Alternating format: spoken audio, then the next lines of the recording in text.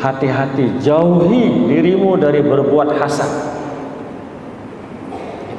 Fa innal hasada ya'kulul hasanah. Karena berbuat hasad itu menghapus kebaikan-kebaikan yang pernah kau lakukan. Bapak-bapak sekalian, sebelum saya lanjut, bahwa beberapa hari lalu kok sukanya mati, apa masalahnya? Ya. Saya dengan Ustadz Najem ini terkait dengan hati ya. Pergi ke Banyuwangi bersama Ustadz Sahril. Beliau drivernya, saya Ustadz Sahril sama Pak Arif. Alhamdulillah senyampe di Pelabuhan Jangkar Situbondo, kami lanjutkan perjalanan ke Banyuwangi. Sekitar sampai di tengah-tengah hutan Banyuwangi Situbondo itu jam 8 malam.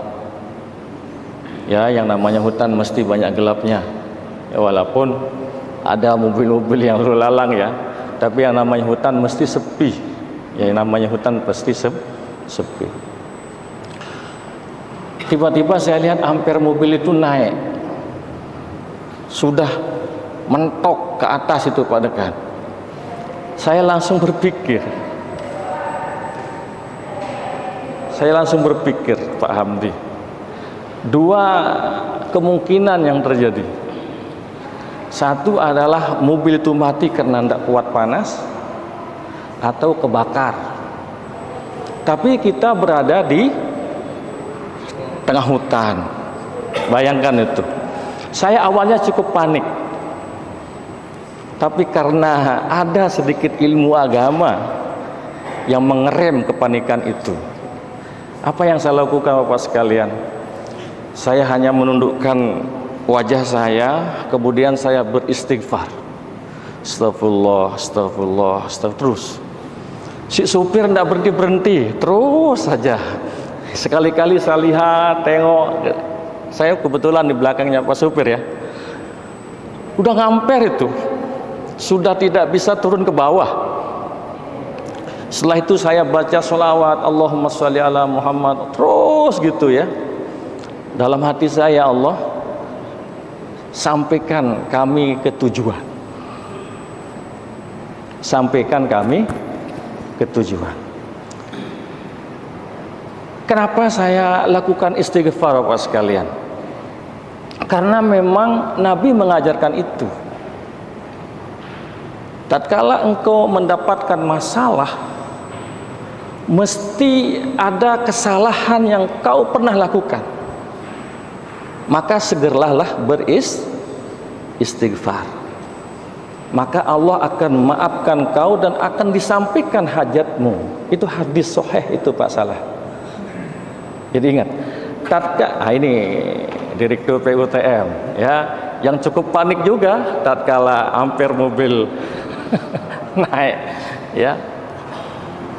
Begitupun kenapa saya melakukan sholawat Allahumma sholli ala Muhammad terus, karena dalam kitab Riyadhus Shalihin Imam An-Nawawi menukil hadis Muslim bahwa siapa yang bersering sholawat kepadaku dan puji-puji Tuhan, artinya memuji-muji Tuhan, alhamdulillah, bismillah, terus gitu ya, kemudian bersolawat, maka apapun permintaannya Allah kabulkan. Itulah. Jadi saya tidak merespon negatif amper yang begitu naik itu. Alhamdulillah Bapak sekalian, kami keluar dari hutan jati itu, kemudian berhenti untuk berbuka puasa pakai nasi lah. Setelah itu kita coba masukkan air. Alhamdulillah jarak 40 menit ampernya naik. Saya terus bersolawat, beristighfar. Alhamdulillah jam 10 malam kami sampai. Ini Bapak sekalian, semua itu adalah kaitan dengan keyakinan dan hati. Jadi kaitannya dengan keyakinan dan dengan hati. Kalau secara logika tadi itu yang terjadi. Kalau tidak mati, meledak mobil itu. Karena tidak kuat panas. Tapi kekuatan keyakinan dan kekuatan hati bisa merubah dan Allah antarkan ke tempat itu. Kedua Bapak sekalian, alhamdulillah dengan beristighfar, bersolawat itu, kami ditelepon oleh staf PDM Banyuwangi. Karena PDM Banyuwangi ingin bertemu dengan Direktur PUTM dan Wakil Rektor 4. Ya Pak Arif ya. Alhamdulillah jadwalnya jam 10, kita berangkat jam 9. Kita lebih awal Pak Huri, karena khawatir ya tadi kesehatan mobil yang tidak begitu maksimal. Kita lebih awal. Alhamdulillah mobil itu tetap normal sampai di PDM di SMK Muhammadiyah Genteng. Jadi kita tidak bertemu di kantor PDM. Bapak sekalian, apa yang kita lihat di SMK Muhammadiyah Genteng 2 itu, Pak Dekan, luar biasa. Bangunannya megah, besar. Siswanya berjumlah 1.300 lebih siswanya. Kemudian kita diajak keliling. Tapi sebelumnya Bapak sekalian, saya mohon maaf ayahanda PDM, kami lebih awal datang karena begini. Alhamdulillah, qadarullah fa'ala masya'ah. Allah yang mentakdirkan apa yang Ia kehendaki. Saya hanya cerita ada sedikit masalah dengan mobil, langsung direspon. Izin Pak Warek, kami punya mekanik. Alhamdulillah mobil itu diservis dengan baik, normal kembali, gratis. Ini dahsyatnya istighfar, dahsyatnya Allahumma sholli ala Muhammad. Di tengah kekaguman kami Bapak sekalian yang luar biasa, Ketua PDM ini mantan kepala sekolah SMK 13 tahun. Saya bertanya, ayahanda Ketua PDM, apa yang membuat SMK Muhammadiyah 2 Genteng ini begitu hebat? Wah, katanya biasa-biasa saja Pak WR. Nggak, tolong bagi-bagi resepnya, karena tidak semua SMK bisa seperti itu. Coba Ahas itu, bapak-bapak, ibu-ibu, Ahas, mekanik Ahas Honda, itu trainingnya di situ, se-Jawa Timur. Kan hebat itu. Belajarnya muntir Ahas itu di SMK Muhammadiyah itu trainingnya. Luar biasa. Hanya 2 konsepnya katanya. Apa itu? Ya. Qalbun salim wa fikrun salim. Itu. Ya, saya bilang luar biasa. Saya bilang sama ayahanda, apa yang antum maksudkan dengan qalbun salim wa fikrun salim? Dia bilang begini, Pak WR, apapun yang kita lakukan ini kan sangat tergantung sama hati kita. Kalau intelektual ini hebat, tapi kalau kolbunnya ndak hebat, ndak jadi-jadi pekerjaan itu. Jadi kami membangun SMK ini dengan fikrun salim wa qalbun salim. Pemikiran yang jernih, yang bersih, dengan hati yang tulus. Alhamdulillah.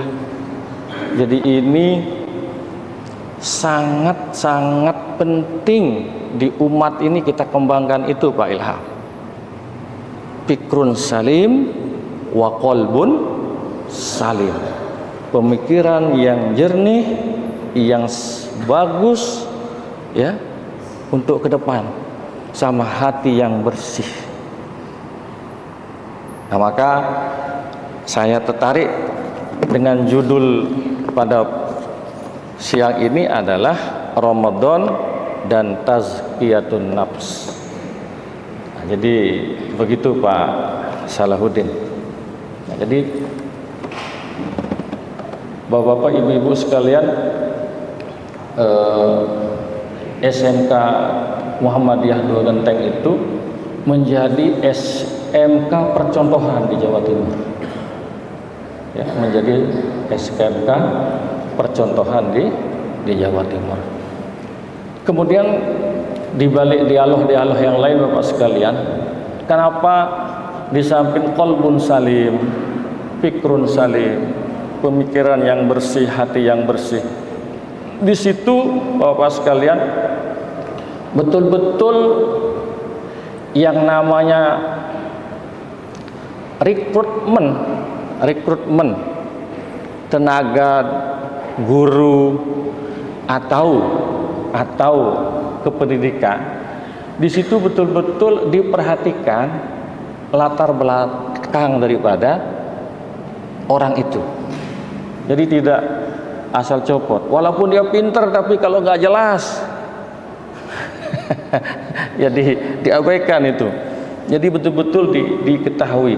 Maka di situ di SMK Genteng itu lebih mengutamakan kader, lebih mengutamakan alumni. Nah, jadi ini mungkin juga perlu menjadi, tapi bukan tidak ada unsur yang lain, tidak ya, tidak. Karena yang akan qalbun salim, yang akan fikrun salim, orang yang sudah memahami. Ya kayak kita ini kan, ya kayak kita ini sudah masuk di Muhammadiyah, sudah kita mengerti apa itu Muhammadiyah, lalu kita berusaha sama-sama untuk menjalankan. Jadi itu salah satunya kenapa di sana itu luar biasa perkembangannya. Lalu Bapak-bapak, ibu-ibu sekalian yang saya hormati, kenapa hati itu menjadi sebuah kunci di dalam kesuksesan kita bermuamalah atau beribadah? Karena Rasulullah SAW dalam hadis Bukhari menyampaikan, inna fil jasadi mudghah iza saluhat saluhal jasadu kulluh wa iza fasadat fasadal jasadi kulluh ala wahyal qalb. Nabi SAW itu menjadikan hati itu sebagai barometer kehidupan. Kalau hati itu baik, baik jasad ini. Kalau hati itu tidak baik, rusak apa-apa yang ada di jasad ini, termasuk pikiran. Nah, untuk menuju Bapak sekalian, apa yang namanya hati yang baik itu, maka ia harus terlepas dari penyakit-penyakit hati itu. Ini Bapak sekalian, kajian ini kelihatannya sepele, tapi sangat substansi dalam kehidupan. Apa itu penyakit hati? Salah satunya adalah hasad. Hasad. Ya. Orang Bapak sudah tahu hasad. sudah pasti hasad, dengki, benci, sudah tahu itu. Cuma ini adalah terus dia melekat kepada hati manusia, terus dia melekat. Dan yang akan mengalahkan itu adalah iman dan amalun soleh. Maka Bapak sekalian, Imam Al-Ghazali di dalam mengertikan apa itu hasad, beliau mengatakan begini: karahatun ni'mah alal mun'ani alaihi. Imam Al-Ghazali itu mengartikan hasad itu adalah karahatun ni'mah alal mun'ani alaihi.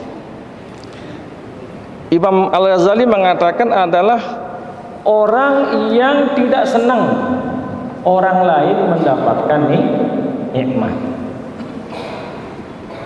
Pokoknya orang senang, dia sakit. Ini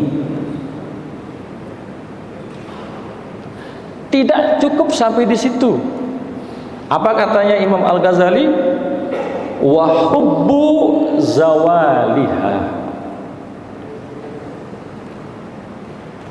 Dia kepingin kenikmatan orang lain itu hilang atau ia yang memperoleh. Itu hasad itu. Jadi tatkala orang senang, dia marah dan kepingin orang itu susah, kepingin orang itu tidak bahagia, kemudian kebahagiaan yang dapat dia ingin raih. Nah, ini penyakit hati. Tidak akan bisa kita nafsul mutmainnah walaupun kita berpuasa sebulan penuh pada bulan Ramadan ini, kalau penyakit hati ini tidak bisa kita jaga.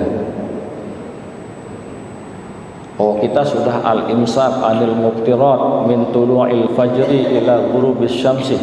Kita ini sudah menahan lapar dari terbit matahari sampai tenggelamnya matahari. Kita tidak pernah berkelahi, tidak pernah gaduh-gaduh, ya. Tapi hasad masih ada dalam hati kita. Tidak bisa itu, tidak bisa. Itu yang disebut tadi oleh Khatib illal ju wal atos. Itu orang yang berpuasa, kalau hasadnya tetap ada, dia hanya mendapatkan lapar dan dahaga. Malah Rasulullah SAW warning kita, bapak-bapak sekalian, bagaimana bahayanya hasad itu. Dalam hadis yang sahih disampaikan, iyyakum wal hasada. Hati-hati, jauhi dirimu dari berbuat hasad. Fa innal hasada ya'kulul hasanah. Karena berbuat hasad itu menghapus kebaikan-kebaikan yang pernah kau lakukan. Pahala puasa kita hilang, pahala qiyamul lail kita hilang karena hati yang tidak pernah qalbun salim. Jadi Bapak sekalian, kalau ingin menjadikan Ramadan ini sebagai gerbang pintu menghantarkan hati untuk tazkiyatun nafas, maka jagalah hati itu. Jagalah hati itu. Ini penting. Maka Bapak sekalian, saya selaku orang yang cukup berhati-hati dalam melakukan sebuah perasaan atau pemikiran, betul-betul kita jaga hati ini. Kita jaga supaya Ramadan yang sebulan penuh kita lakukan ini betul-betul kita bisa rasakan apa yang terjadi tatkala di Ramadan wa ma ba'dahu.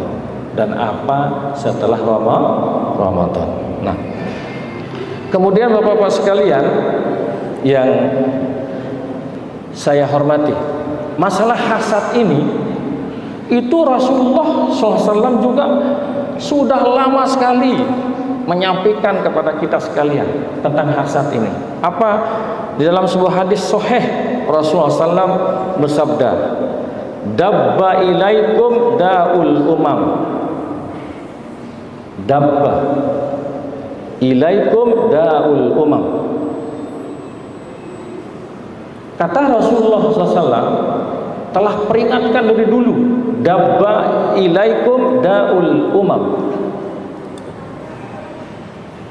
Ketahuilah penyakit umat-umat sebelum kamu. Apa itu? Ya, al-hasadu wal baghdha. Itu hasad dan baghdha, kebencian. Ini. Ya, orang kalau kita benci itu ya, makan tak enak, tidur tidak nyenyak, sakit. Maka pantaslah Rasulullah SAW mengatakan kalau orang yang hasad itu adalah seperti api memakan ranting-ranting atau pepohonan-pepohonan yang kering, cepat sekali. Nah, ini Bapak sekalian, kalau kita semua bisa menjaga hati kita, maka ada balasan yang disampaikan oleh Allah, yang diberikan oleh Allah Subhanahu wa taala. Qad aflaha man zakkaha wa qad khaba man dassaha. Dan sungguh beruntung orang-orang yang membersihkan jiwanya, dan merugilah orang-orang yang mengotorinya. Nah, jadi Bapak sekalian, mari kita jaga hati kita ini dengan banyak-banyak istighfar, banyak-banyak berzikir, banyak-banyak berselawat. Yang bisa baca Al-Quran, ya, tundukkan kekerasan hatimu dengan Al-Quran. Kalau tidak bisa baca Al-Quran, qul huwallah. Tapi masa qul huwallah tidak bisa? Qul huwallahu ahad, Allahus samad, lam yalid wa lam yulad wa lam yakul lahu kufuwan ahad. Tapi insya Allah Sivitas Akademika Muhammadiyah saya yakin sudah bisa ngaji semuanya. Nah, jadi Bapak sekalian, ini apa yang saya sampaikan ini semoga bermanfaat untuk diri saya, supaya saya terus menjaga hati saya, ya. Terus kita jaga pikiran kita, qalbun salim wa fikrun salim, agar kita betul-betul nanti setelah kita meninggalkan Ramadan ini, kita mempunyai hati-hati yang bersih, pemikiran yang bersih, yang pada akhirnya kita menjadi la'allakum tattaqun. Baik, nasrun minallah wa fathun qarib wa basyiril mu'minin. Assalamualaikum warahmatullahi wabarakatuh. Terima kasih kepada materi pada sesi ini. Selanjutnya Bapak Ibu sekalian, ada yang ingin didiskusikan, ditanyakan. Ya, sila Ayahanda. Terima kasih. Assalamualaikum warahmatullahi wabarakatuh. Waalaikumsalam. Ini pembahasannya sangat menarik sekali.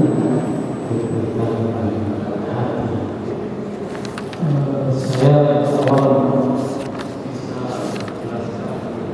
tidak berkaitan dengan hati. Di mana tempatnya hati? Ya, untuk Islam memperbaiki kan kita harus paham di mana posisinya hati.